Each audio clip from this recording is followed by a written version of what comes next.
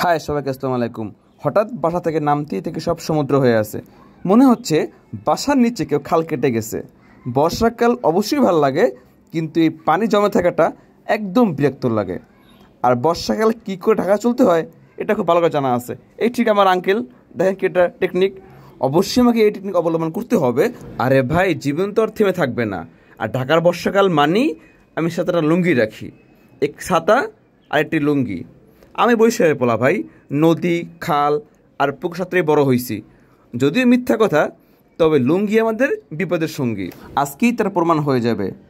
লুঙ্গি পরে আস্তে করে প্যান্টে খুলে হাতে নেবেন, তারপরে সুন্দর করে একটি কাঁচা দিবেন।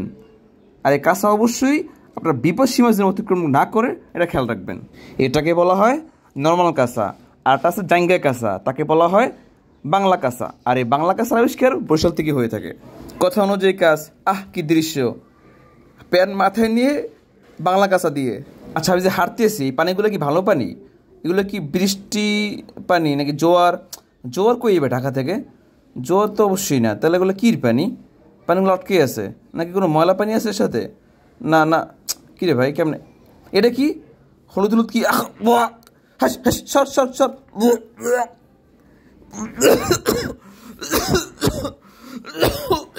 What?